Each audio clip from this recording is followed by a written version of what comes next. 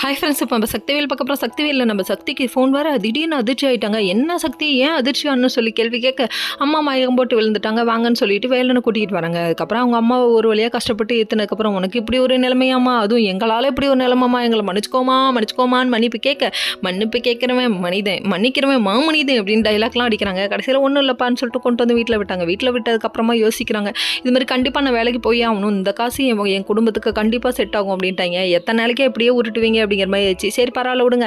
வேலைக்கு போகிறதுக்காக மறுநாள் காலையில் விடியுதுங்க. அலாரம்லாம் வச்சு அவசரமாக ஏஞ்சி அழகா ரெடியாகி அலேக்கா வந்து நின்னா கடைசியில் 1008 கேள்வி கேட்குதுங்க. யாரு மாமியாருங்கிற இம்சதாங்க வந்து நின்றுக்கிட்டு, எதுக்குடி இப்படி கிளம்பியிருக்க, எதுக்குடி இப்படி பண்ணியிருக்க அப்படின்னு 1008 கேள்வி. ஐயோ முடியலடாப்பா அப்படிங்கிற மாதிரி இருக்குது. அதுக்கப்புறம் வேலன் வந்துட்டு போய் காஃபி கொடுன்னு சொல்ல, காஃபி கொடுத்தோடனே இவ்வளோ அழகா ரெடி எனக்காக நிற்கிறியான்றாங்க.